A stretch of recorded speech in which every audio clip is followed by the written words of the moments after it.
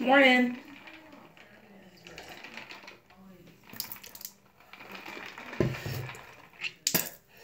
Sorry, guys. Okay.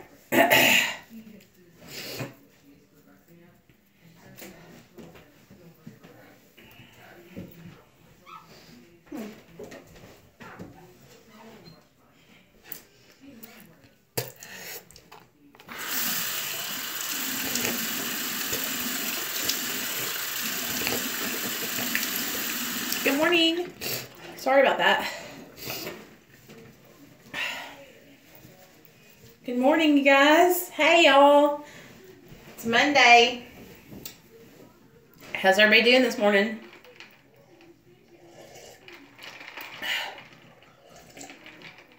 Good morning. I'm so glad you're here. I was thinking, since my last live stream was about the disease of addiction. Good morning, Brad. How are you doing? I'm so glad you're here. That we could talk a little bit more about that and kind of piggyback off of that the other morning. I'm great, you guys. Thanks for asking. I'm getting ready for work, and I was just going to start kind of putting my makeup on and stuff, but I thought before I started, I could read a meditation out of this book for you guys. It's called The Courage to Change, and it's a really, really good book. And I just wanted to share with you some of this stuff, and then we can talk about it. So today is March 26th, and here we go. Thank you. I appreciate it. I just washed and moisturized my face, so I'm shining. So this is what we're going to hear. Listen up, guys, okay? Okay. Anything worth doing goes a slightly cockeyed version of the old saying, is worth doing badly. Perfectionism, procrastination, and paralysis are three of the worst effects of alcoholism upon my life or addiction. I have a tendency to spend my life waiting for the past to change. I want to spend the first 100 years of my life getting all the kinks ironed out and the next 100 years actually living. Such an inclination to avoid taking risks, to avoid doing anything badly, has prevented me from doing some of the things I enjoy the most, and it has kept me from the regular practice that produces progress. If I'm unwilling to perform a task badly, I can't expect to make progress towards learning to do it well. The only task that I can pretend to perform perfectly is the one that I have left entirely undone. Today's reminder. Al-Anon encourages me to take risks and to think of life not as a command performance, but as a continuing series of experiments from which I learn more about living. So, I don't know if any of you guys, are both, I know that in my recovery, and even in my addiction, like I was very much so a perfectionist, to the point where if I couldn't get something right, it made me feel like less than. It made me feel like my son's the same way. Like I'm already seeing those behaviors in him, and he's only 3 years old. Like if he can't grasp something right away, he gets really upset. And so what I'm trying to teach him at an early age is that practice makes perfect, and you just got to keep on trying. You know, it's the same thing with our recovery. I didn't get sober on the first try. Okay? You know, I had to have lots and lots of help.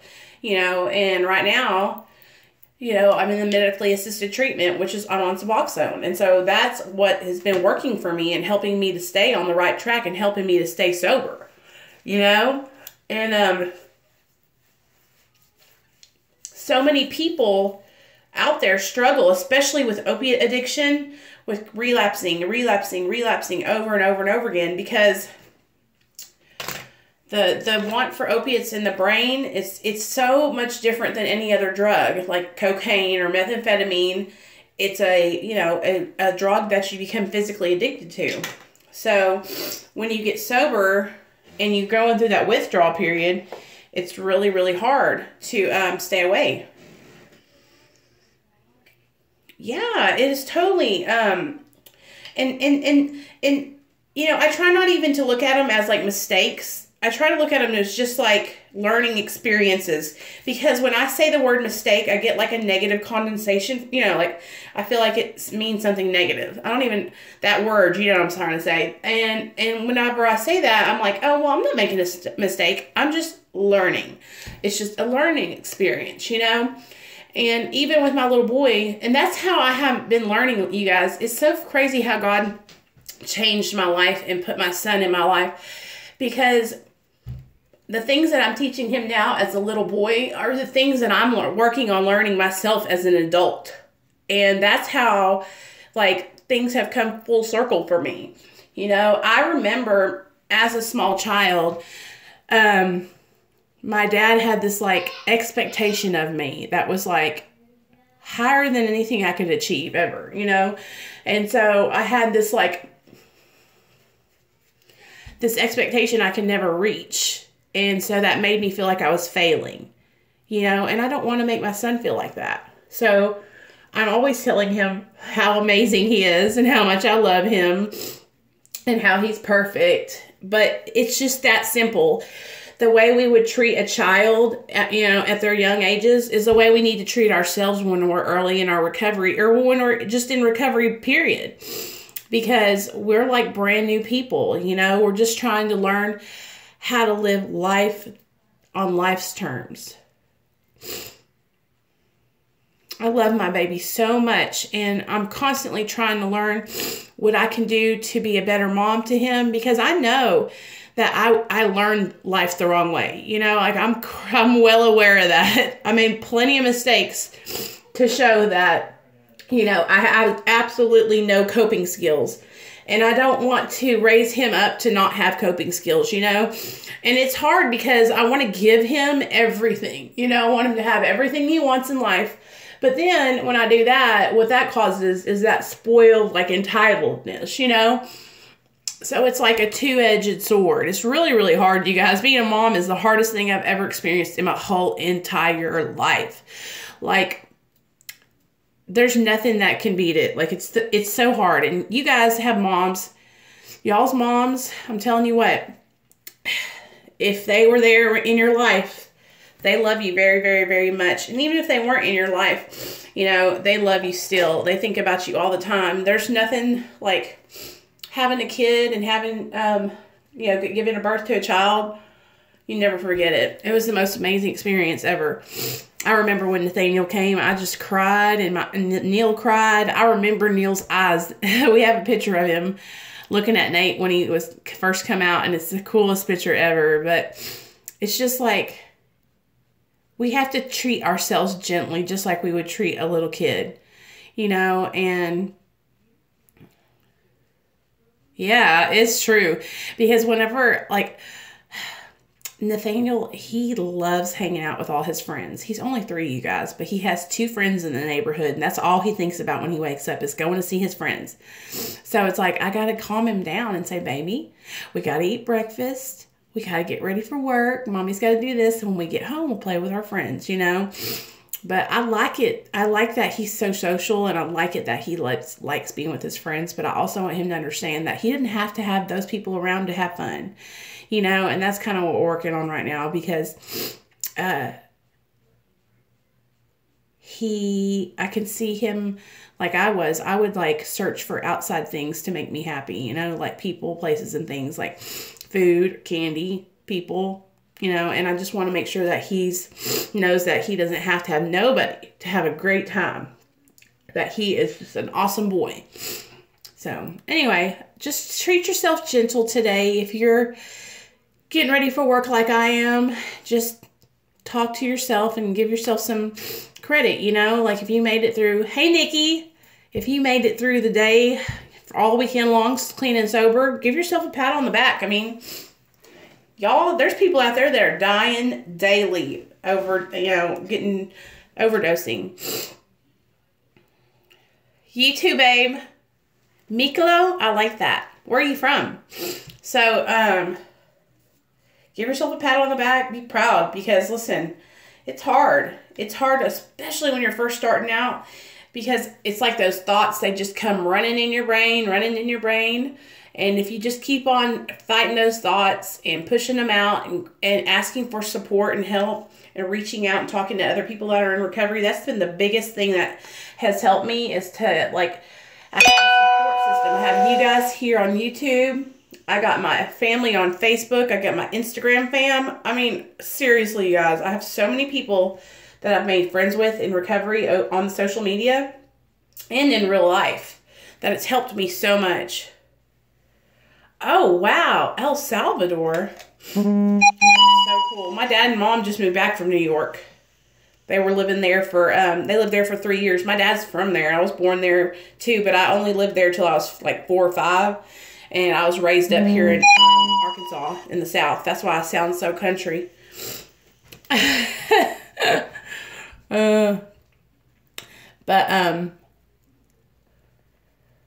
Avalon, we just got done talking about perfectionism in recovery and how we have to be gentle with ourselves, and that, you know, expectations. Oh, did I tell you guys this? Okay, babe, have a great day. I'll see you next time. Expectations are resentments waiting to happen. So what I mean by that is, okay, the only thing we can control is what we do, right? Right. So when we like place unrealistic expectations on other people, like, okay, say that my fiance comes home. Just say this, I'm making it up, okay? And I don't say anything to him, but I expect him to go straight into the kitchen and make me dinner. But he's been at work all day. First of all, that's unrealistic expectation. But just say that my brain's telling me that I need to think that. And then he doesn't go and do it. Then I'm let down. You know? And so that causes me to think, oh, well, I expected him to do that. That's why we can only control ourselves, and we can only expect what we can do. You know, we can't push what we want other people to do on them. And that, I've learned that to be so true. And the more that I talk about it, and the more I think about it and remind myself, like, Nicole, you can't put that on that person. You know, they're not you. The more peace I have in my life. Because we can't expect anybody to do anything, you know, except for ourselves. And then sometimes, you know what? Sometimes I will, you know, put too unrealistic expectations on myself, and I won't be able to achieve my goal. And then I'm disappointed with me. And it's just like, sometimes you just got to take it gentle, one day at a time, you know? Just baby yourself. And that's the thing. I think sometimes what we do is we think, I should be able to handle this on my own. I shouldn't have to ask for help. Like I said, that's how I am. And I stayed in my active addiction for a really long time because I didn't think I should have to ask for help. I thought that I should be strong enough to be able to do this on my own. And the whole recovery thing is about one person helping the other person. So this is not a alone program. This is a we program, you know. We got to help each other, guys. And, you know, like when we see each other struggling, like the other day, Avalon, how are you doing? Are you feeling better? The other day, Avalon made a video and she's really upset. And so I just, you know, texted her to make sure she's okay. And that's what we got to do for each other, you know. Help each other out. We all struggle, you guys. We all have bad days. We all have days where we think we want to go back out. But that's just human. Like, it's okay to feel like that. And don't be upset with yourself. Don't think, oh my God, I should be not feeling this way because I should be sober enough to not feel like this. I used to think that too. But what I understand is that it's going to be like this for a while, you guys. And it might be like this forever. Because we have a disease. But our disease is in remission right now. And as long as we treat our disease with other people, like talking like this, treatment, going to meetings, maybe get a sponsor, work the 12 steps. If you don't believe in 12 steps, go and doing some kind of other recovery program. I'm just telling you, like, talking to other people really, really helps me in my recovery. And going to therapy really helps me in my recovery. Yeah, Avalon has been struggling, you guys, because she's really overwhelmed, I think, at home with her grandson. And I think, is that what's going on, Avalon? And she's just been really, really tired. And do you know what? Sometimes those thoughts come into our minds and they say, I wonder what it would be like one more time. And we know what it'll be like. But then what will happen afterward when we can't stop? That's the whole thing. It's the not being able to stop once you pick up. You know? And y'all don't, and for heroin addicts, opiate addicts, it can take you back out and you can die. And I think that's what we all have to be really aware of, is it's not like it used to be. Trauma's nightmare and grandson. You know, we could go back out, get a dose and do it and not wake up. And then we'll leave everybody behind that cared about us. You know, and that would not be good. But trauma, and I mean, I know that it's hard because you're stressed out with your grandson. Have you seen if your partner will help you? Maybe give you a little time so you can go to a meeting by yourself or go hang out with some of your friends, like lady friends. Sometimes we just need some, you know, some me time. Maybe go take a hot bath later on this evening and light some candles, read a book, you know, and just soak in the bath and relax. Maybe try to let your grandson run around today and not take a nap, so that way he goes to bed really early. That's what I do. Like whenever I want to wear Nate out, I'll let him run around and stay up and not take a nap, and then I'll put him to bed early. And he doesn't even know. So, you know, and sometimes that helps me. Yeah, we do love you, Avalon, and it's going to be okay. You just got to keep on keeping on. You're doing good, too. Just keep pushing forward. Don't ever give up. Life sucks sometimes, you know. But you got an awesome support system here. You got an awesome support system at home. You got people that love you and care about you so much. You know, you're an amazing woman, and you deserve this life of sobriety. You deserve to have all the wonderful things in life. You don't have to hurt yourself like that anymore to hide the pain. You can talk about the pain, and you can share it with others, because I'm sure there's a lot of other people that have been through maybe something kind of similar to what you've been through, and you guys could relate and talk about that, you know? That helps me. Don't be afraid to show your scars and let other people know what's going on, because it's scary at first, but then once other people start saying, oh wow, well, something like that happened to me too, you know, it helps so much, you guys.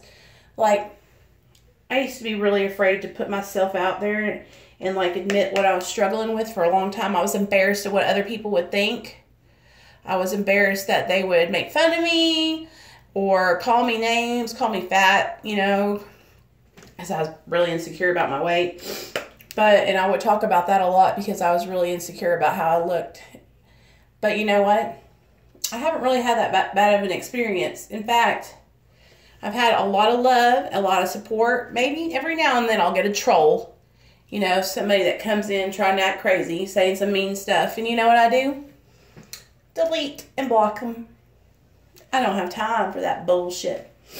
You know, we're trying to live today. We're trying to live and have good lives today. So, you guys, chin up, Avalon. You're going to be all right, okay? Just keep on doing the next right thing. You got this. Just keep on doing the next right thing. Don't give up, ever. All right? You call me if you need me, okay? I'm going to get off here, get my makeup done, and get my butt to work so I can get the day over with. Love you guys.